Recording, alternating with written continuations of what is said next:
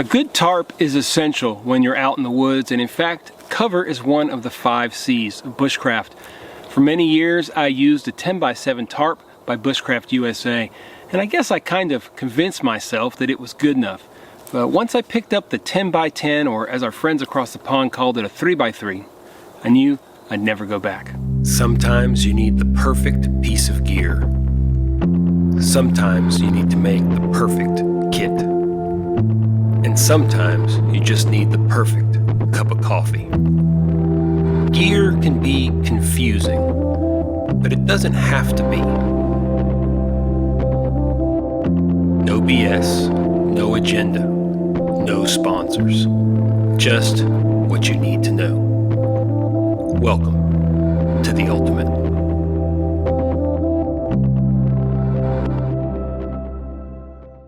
The tarp I'm using is the AquaQuest 10x10 Guide series. Now it's a little more lightweight than say their Defender series, but I wanted something that was kind of a good mix between durability and weight. Pretty impressed on how it's held up so far. I've had it up several times in the woods. And 2 nights ago here in Arkansas, we had a massive storm roll through. And I had an idea. I said, let's put this tarp up and see how it does against the wind. Unfortunately, I didn't have the good idea of recording it. Nonetheless, we had a massive windstorm come through. Nothing failed. I tied it out, I think, at 8 different points. No issues whatsoever. As far as the specs go, it's obviously 100% waterproof.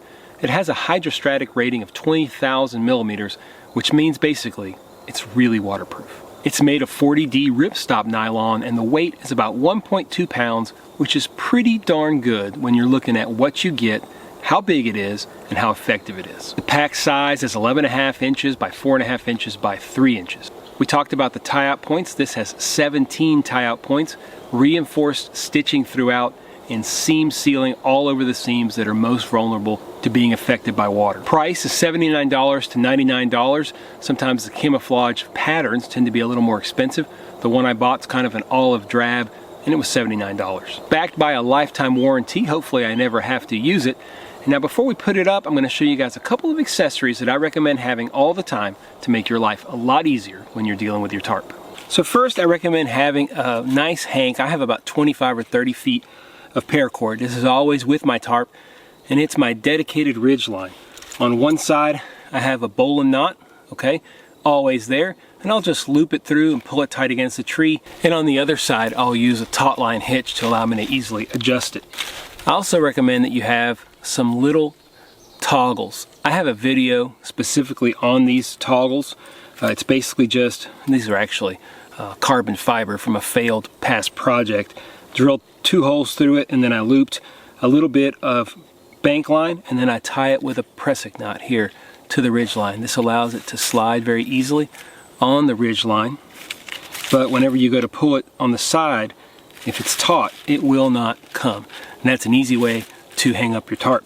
Next, you want some nice stakes. I really like the MSR groundhogs. They seem to work very, very well. They're my favorite for this particular application.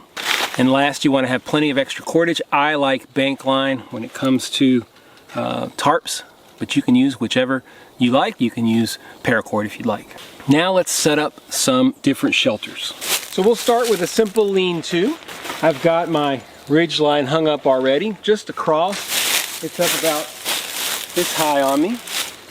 Want to open this up. We'll get our 2 pre-made tie-out points. Slide this over. Tell you what, this thing still smells like smoke big time. Attach it to this tie-out point right here and put it on this toggle. And the beauty of these pressing knots is you can just slide it over, slide this over, and you're tight. So this is your simple lean-to. Tied up here nice and tight on the ridge line, and then straight back to 2 tie-out points in the back. Now each of these we're going to talk about some pros and some cons. Pros of this is it's very simple to set up. You don't need a lot of tie-out points, just 2 up front here and 2 in the back. I just use 2 stakes. Now I would recommend putting another toggle here, and I have more. I'm not going to do it because I'm going to be doing several different setups, but I would recommend a toggle here and that should work perfect. It's got good sun protection as long as you place it right, and you can put a fire in front of it really easily. That's a big plus, especially if you put it nice and high like this. You can vary the angle depending on what kind of coverage you want as well. Pretty deep back here, you can sleep here without any problem, and as long as it's not raining crazy, you should be dry. Some of the cons are obvious. You're exposed on 3 sides, so it's not very good in the wind. It also does not have a floor, so you need to carry a floor or sleep straight on the ground. So next we're going to do a lean-to with a floor, or some people call it the sea fly wedge.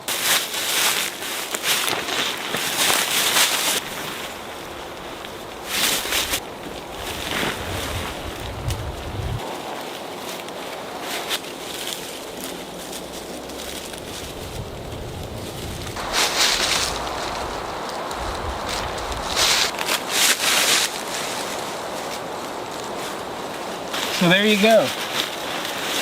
Nice little shelter. You've got an area here that you can sleep off the ground. Let's talk pros and cons of the sea fly wedge. 2 main pros are it has a floor and it's very easy to set up, as you can see. You can adjust the height a little bit if you want to, but overall very simple. You do need a few more tie-out points, the 2 fronts here and then 4 down here to secure the floor. Major con is you are still exposed on 3 sides, although it's a little bit better. And it's hard to have a fire in front here because this is so close. Next, we're going to do a little modification on the lean-to called the Ridgeline lean-to.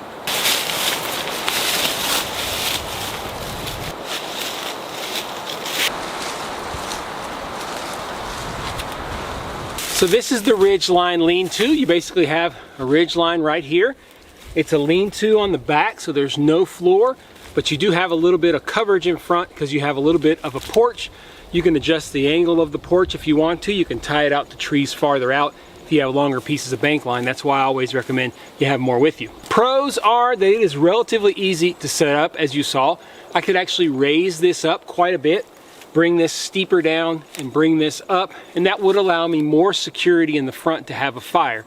The way I have it set up right now, not so much because it's so low to the ground up here in the front. But we're back to no floor and we remain exposed on 3 sides. Just another version of the lean-to that gives you a little bit more protection in the front from the rain, but really from the sides, you're still quite exposed. Next, we'll do a simple A-frame. So we'll raise this ridge line up a little bit and put that together.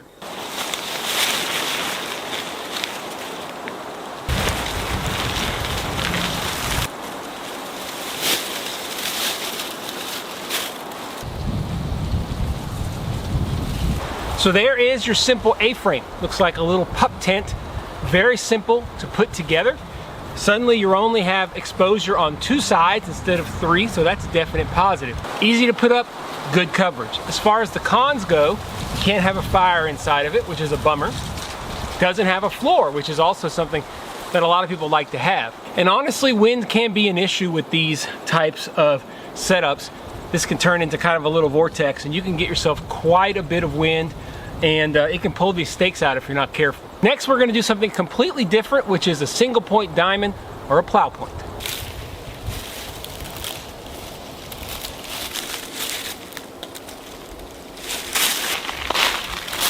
Beautiful. All right, I'll be honest with y'all, this is probably my favorite tarp shelter for multiple reasons. You only need 1 connection point to a tree.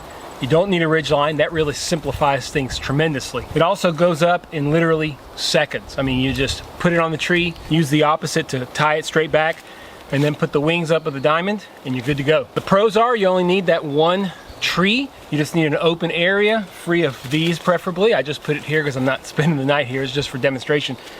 And this is kind of leaning this way. You want a nice flat area with 1 tree. That's all you need. It also has tons and tons of space, all right?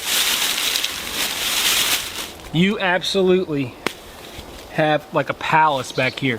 And if you get some extra tie downs and you tie it down nice and tight in the back, which I would recommend doing if it's windy, for example, you can have a really secure shelter.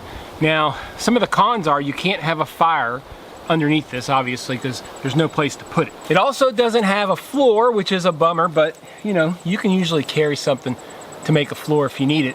You also need a pretty large flat area, and sometimes that can be challenging when you're out in the woods. But nonetheless, this is a great shelter. This is the Plow Point or the Diamond Shelter. So this is your Adirondack shelter. It takes a little while getting used to it. I'm still not perfect at it. You can see that I have some kind of droopage down here. I'm just tired of dealing with it, but nonetheless, you can get it better than this. Positives are it does have a floor. It's good for a fire because you can take this, you can actually flip this back and not even have anything up the front, and that way it's wide open. If you want a little bit of sun coverage, you can put this front lip down. Otherwise, you can just tie it to the back and put a fire in front. It's also excellent protection from the elements. What I need to do is go on this center tie-out point and just tie this up. And if I did that, it would be much better. But like I said, I'm just doing this for demonstration purposes. If you get this center tie-out point and you put it nice and taut, you can see how much better and how much more room there is inside here. Cons are it is more complex to set up, and it takes a few times doing it to get more comfortable at it. I still struggle. This is probably the 10th or 12th time that I've put it up, and it's still a little bit of a pain at times, but nonetheless, it is a cool shelter. If you want a good demonstration on how to do it, Joe Robinette has a couple videos where he stays in one of these. As this wind picks up, you can kind of see what it's like when it opens up. You just have to tweak the angles, tweak the height of the ridgeline, and you can get it just right.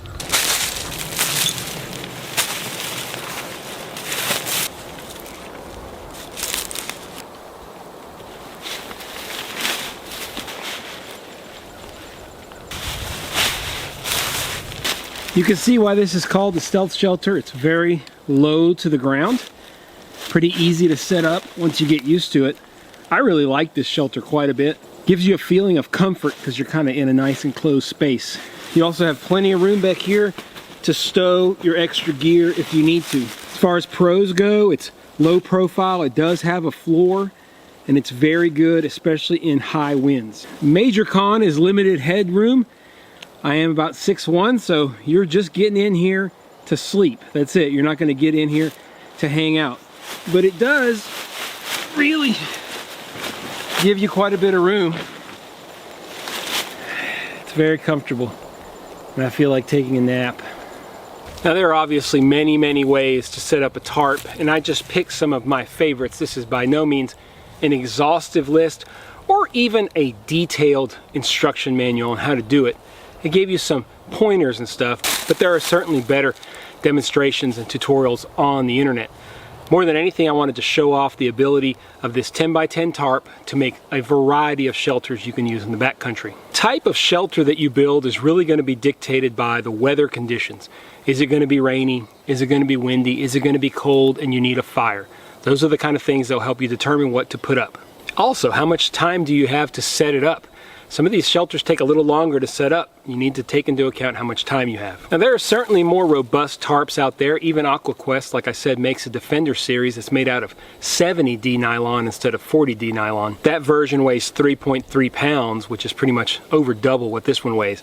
It all depends on what you want out of it and how robust you need it to be. Since I pack my tarp in most of the time and I'm not in snowy conditions, which can be very difficult on a tarp, I think that this guide series works perfect. So get yourself a nice tarp. I do recommend the AquaQuest tarp. I think the size of 10x10 is perfect. And you may ask, which configurations do I favor the most? In dry conditions, the Plow Point without question. In fact, sometimes in wet conditions, I will use this.